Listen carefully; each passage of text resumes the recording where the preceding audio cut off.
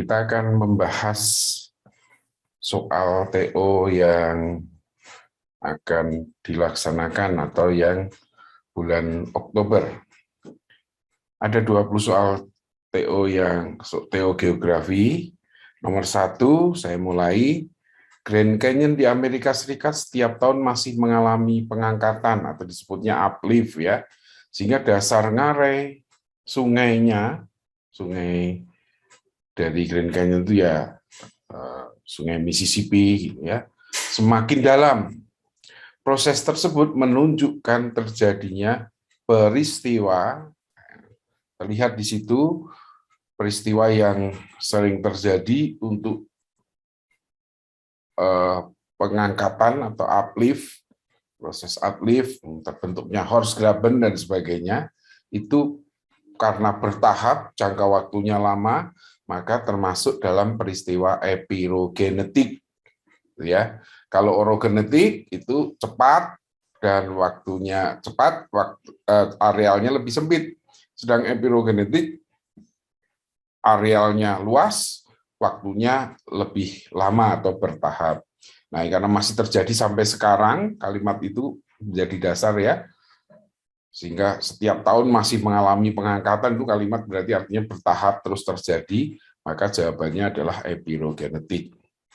Kemudian nomor 2, berikut ini yang paling memungkinkan bila meletus mengakibat terjadinya lahar dingin, kecuali, nah, di situ kelihatan gunung mana yang paling memungkinkan bila meletus mengakibatkan terjadinya lahar dingin. Lahar dingin atau lahar panas itu syaratnya adalah, kalau lahar panas itu syaratnya di kawah terdapat air atau danau gitu ya, yang jumlahnya banyak. Sehingga ketika gunung mau meletus, salah satu gejala atau ciri-ciri gunung mau meletus adalah suhu meningkat tinggi.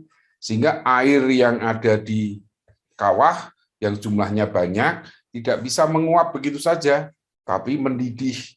Nah, nanti lava yang keluar panas bercampur dengan air panas, air yang mendidih tadi akan mengalir menjadi lahar panas. Jadi yang paling mungkin terjadi lahar panas itu Gunung Batur. Yang lain lahar dingin gitu ya. Nah, Gunung Batur kenapa? Karena di kawahnya ada Danau Batur gitu ya. Danau Batur terkenal kan luas sekali ya. Nah, banyak sekali airnya. Nggak mungkin bisa menguap. Sedangkan gunung yang lain jumlah airnya sedikit, kawahnya mungkin airnya hanya sedikit, sumber-sumber air mengering, ketika suhu meningkat, ya sudah nggak akan terbentuk lahar panas.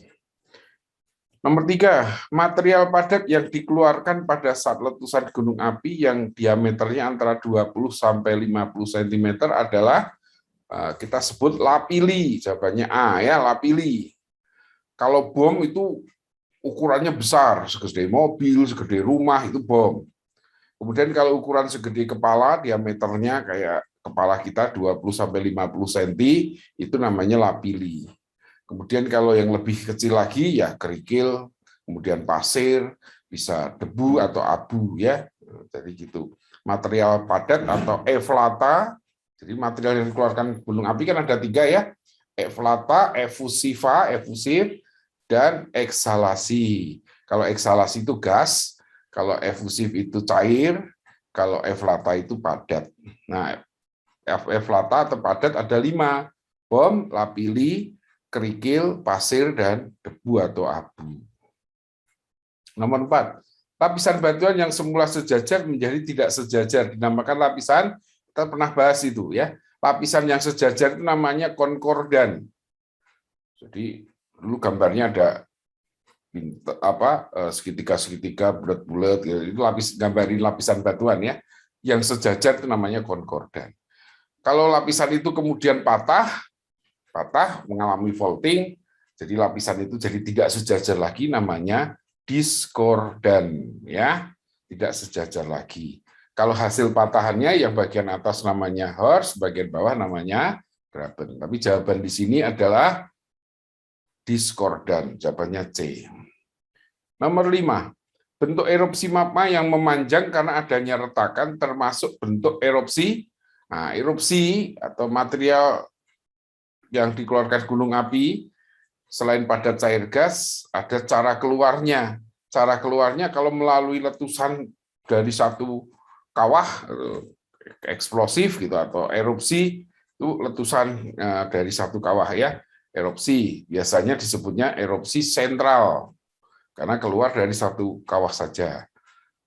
Bisa saja erupsinya kemudian menjadi erupsi areal. Areal itu artinya gunung api itu punya dasar dapur magma yang dangkal, sehingga ketika dapur magmanya aktif membakar lapisan atasnya yang tipis gitu, karena kalau dangkal itu berarti kan dekat dengan permukaan, sehingga lapisan di permukaan itu meleleh, lavanya tidak meletus tapi mengalir. Nah, kayak ya Gunung Mauna Kea, Kilauea Kea yang di Hawaii.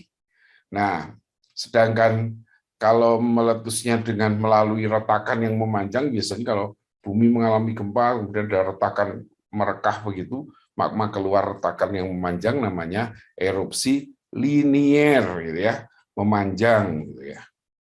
Oke, nomor 6. Bila tinggi suatu tempat 124 meter, maka tekanan udara tempat tersebut menjadi berapa? Kita masih ingat, tekanan udara itu setiap naik 8 meter berkurang 1 milibar. Itu pedoman itu aja yang harus diingat. Setiap naik 8 meter berkurang 1 milibar. Maka kalau suatu tempat ketinggiannya 124, maka 124 dibagi 8 itu sama dengan 15,5. Gitu ya. 15,5 dibagi 8 berarti berkurang 15,5 milibar. Dari mana? Kalau tidak diketahui tekanan udara di permukaan bumi atau di permukaan laut, DPL di atas permukaan laut, itu tidak diketahui, maka dianggap itu besarnya 1 atmosfer, atau kalau dalam bahasa geografi 1013 milibar, gitu ya. Jadi tekanan udara umum atau rata normal di permukaan bumi itu besarnya 1 atm, 1 atmosfer, atau 1013 milibar. Berarti kalau tingginya 124 dianggapnya 1013 dikurangi 15,5, maka sama dengan 997,5 milibar. Itu ada di jawabannya D. Gitu ya, masih ingat ya? Pokoknya ingat, setiap naik 8 meter berkurang 1 milibar. Maka kalau naik 124 meter berarti 124 per 8 kali 1 milibar sama dengan 15,5. Terus permukaan buminya dianggap 1 atmosfer 1013 milibar dikurangi 15,5 menjadi 997,5 milibar. Jawabannya D. Nomor 7, suhu Gambung 23,5 derajat, sedang suhu di Ciwidey 27,75 derajat Celcius. Bila tinggi Gambung 1.250 meter, maka tinggi Ciwidey. Nah, ini ingat rumus isoterm. Setiap naik 100 meter, suhunya berkurang 0,6 derajat Celcius. Jadi setiap naik 100 meter, suhunya berkurang 0,6. Maka untuk menghitung itu menggunakan cara, kalau yang diukur, yang dicari adalah tinggi, maka tingginya di depan 1250 ditambah atau dikurang, tergantung. Karena Ciwidey ini suhunya lebih panas, pasti lebih rendah. Kayak dulu Pak Tri mengingatkan pembandingnya, kalau Bandung sama Lembang suhunya tinggi mana? Kalau tinggi Bandung, berarti tempat Bandung lebih rendah. Lembang lebih tinggi. Karena semakin naik, suhu berkurang, dari setiap 100 meter berkurangnya 0,6 derajat. Jadi jawabannya 1250 ya, dikurangi 1250 dikurangi dalam kurung 27,75 dikurangi 23,5 dibagi 0,6, gitu ya. Burungnya tadi kurang 1 ya, burungnya kurang 1. Ya. Kurung 27,75 dikurangi 23,5, kurung tutup dulu, dibagi 0,6 dikali 100 meter. Ulang ya, 1,250 dikurangi 27,75 dikurangi 23,5 dibagi 0,6 dikali 100 sama dengan 541 meter, 666. Maka dibulatkan 542 meter. Gitu ya. Jawabannya adalah E. Gitu ya. Jadi gitu ya, 1.250 dikurangi, karena yang dicari tinggi, berarti tinggi harus di depan. Gitu ya. Oke, nomor 8. Tekanan udara Kota Pringsewu 913 milibar. Ketinggiannya 400 meter. Bila Bandar Lampung tingginya 220 meter, maka tekanan udara Bandar Lampung, kalau dicari tekanan udara, maka tekanan udara taruh di depan, kayak tadi suhu ya. Nah, baru nyari selisih ketinggian, gitu ya. Nah, karena tekanan udara Pringsewu itu 913, ketinggiannya 400 meter, bila Bandar Lampung ketinggiannya 220, maka tempatnya lebih rendah, tekanannya lebih tinggi, karena semakin rendah, tekanannya semakin besar, karena beban udaranya lebih banyak, gitu kan, tempatnya lebih rendah ya, ke atas itu ke vertikal ke atasnya itu lebih banyak, gitu ya, udara yang diangkat, gitu ya, yang menekan, gitu ya. Nah, maka ngitungnya 913 ditambah. Kenapa ditambah? Karena tempatnya Bandar Lampung yang dicari lebih rendah. Ditambah dalam kurung 400 dikurangi 220 dibagi 8 dikali 1 milibar sama dengan 935,5 milibar, gitu ya.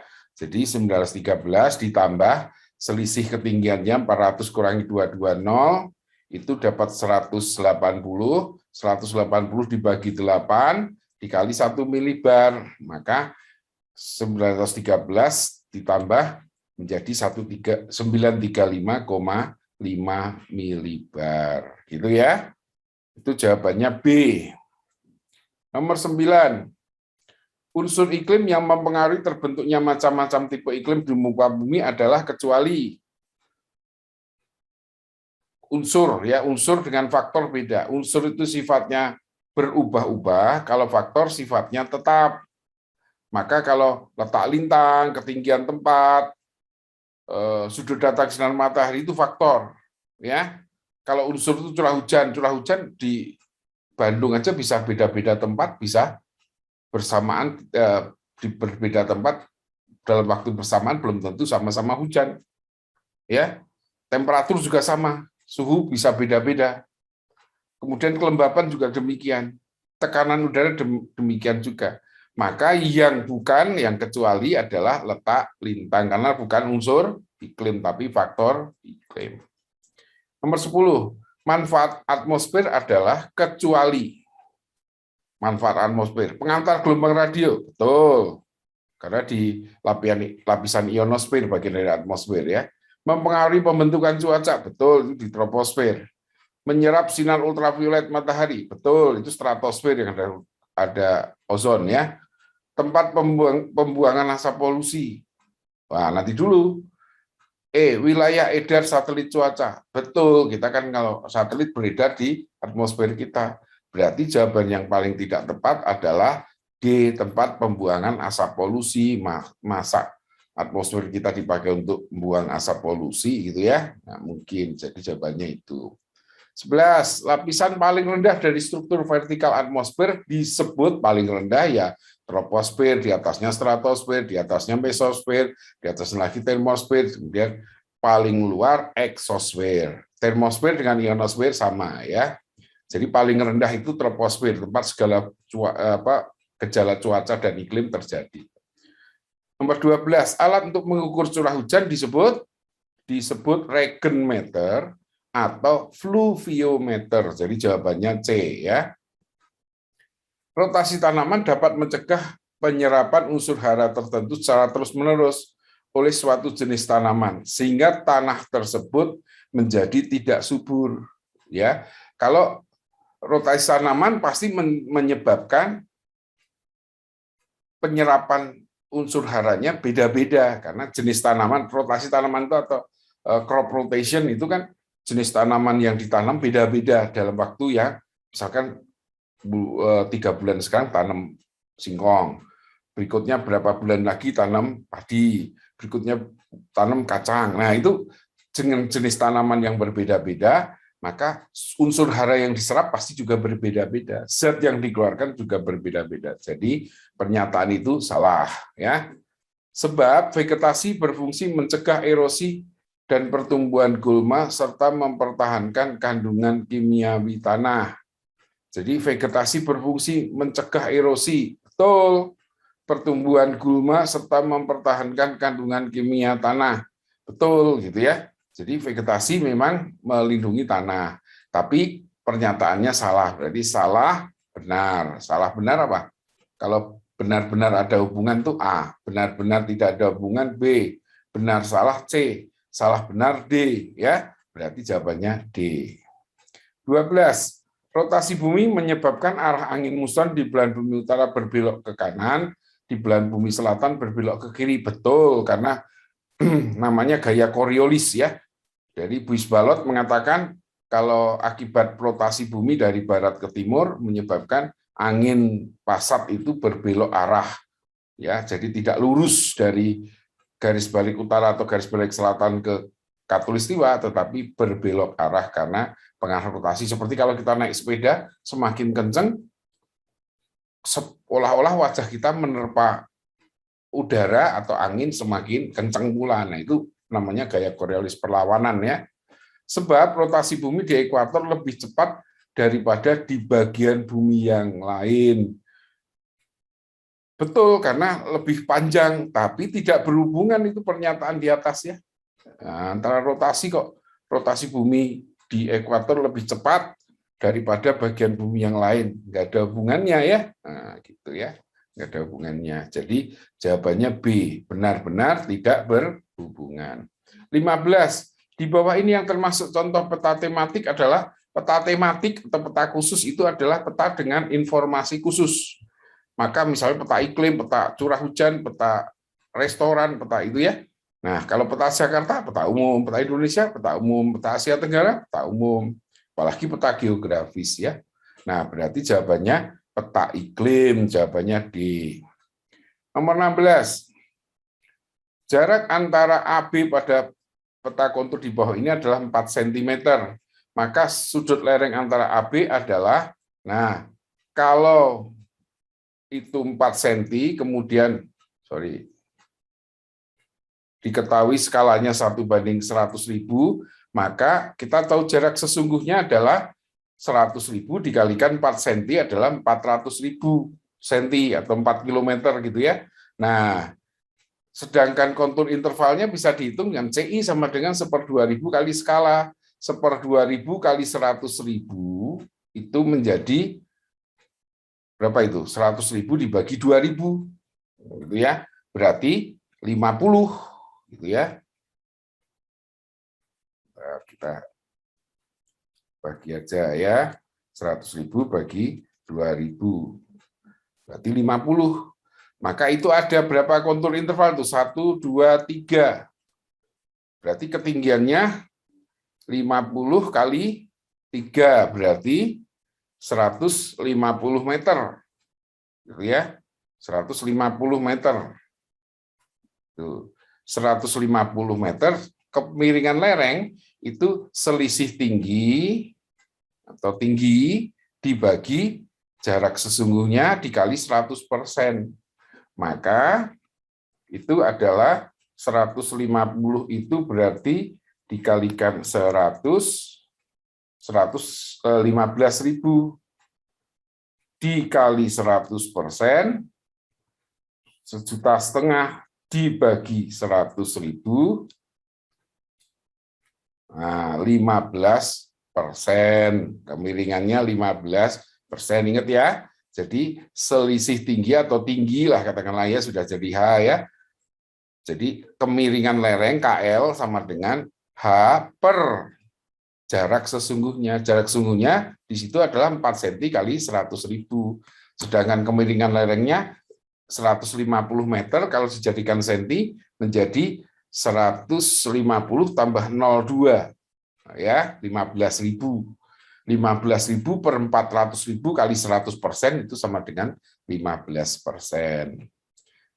Kemudian nomor 17, kondisi fisik di kawasan Puncak Jawa Barat sesuai untuk perkebunan teh, sehingga sebagian besar penduduk di sana bekerja di perkebunan teh.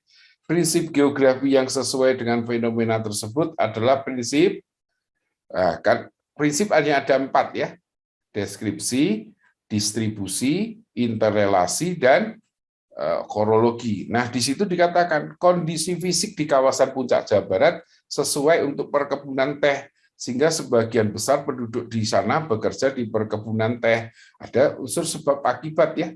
Di sana cocok karena ketinggiannya. Kemudian sehingga tanaman teh bagus di sana. Kemudian penduduknya jadi bekerja sebagai pemetik teh atau bekerja di perkebunan teh. Ada hubungan interrelasi. Jawabannya adalah B, gitu ya. Nomor 18. Nomor 18. Dampak revolusi bumi terhadap kehidupan ditunjukkan nomor revolusi bumi. Revolusi itu mengakibatkan terjadinya satu, panjang siang dan malam berbeda karena matahari bergeser di 6 bulan di belahan bumi utara, 6 bulan berada di belahan bumi selatan, gitu ya. Nah, maka ada peredaran semu tahunan, gitu ya. Matahari seolah-olah bergerak dari 21 Maret di Khatulistiwa, 21 Juni di garis balik utara, 23 September di Khatulistiwa lagi, 22 Desember di garis balik selatan, dan balik lagi ke Khatulistiwa 21 Maret lagi, gitu ya. Nah, berarti jawabannya nomor 1 betul. Kemudian kalau terjadi siang malam itu rotasi ya. Perubahan musim di BBU dan BBS, betul, 5 ya. Kemudian perubahan panjang siang dan malam, betul. Jadi 156 jawabannya D. Gitu ya. Dodol. Nomor 19, jenis batuan yang bernilai ekonomi tinggi adalah batu mana yang punya nilai jual tinggi, nilai ekonomi tinggi. Pualam, marmer, granit. Kuarsa, timah, batuan. Kalau timah pasti bukan batuan ya. Timah itu logam. Pasir, kuarsa, obsidian. Pasir nilainya rendah, nggak terlalu tinggi ya. Kuarsa juga begitu. D, andesit, gabbro, perak. Perak bukan batuan tapi logam. Tembaga, batu bara, itu tembaga bukan batuan tapi logam. Jadi B, D, B C, D itu E yang satu ya, sorry ya, yang bawahnya B itu E. B, D, E itu jelas bukan jawaban. Sedangkan C dibanding A, maka nilai jualnya lebih tinggi yang A. Maka jawabannya A. Ya. Terakhir 20, sumber energi biomasa biasanya dimanfaatkan untuk pemenuhan kebutuhan energi bagi masyarakat pedesaan karena satu, biasanya penyebabnya adalah ramah lingkungan gitu ya, tidak menimbulkan polusi, itu biomasa ya. Terus bahan bakunya tersedia banyak di sana. Nah, mana yang memungkinkan dengan jawaban itu? Oh, D, ketersediaan bahan melimpah. Begitu ya. Nah, jadi kita sudah membahas nomor 1 sampai 20 bahan TO ini.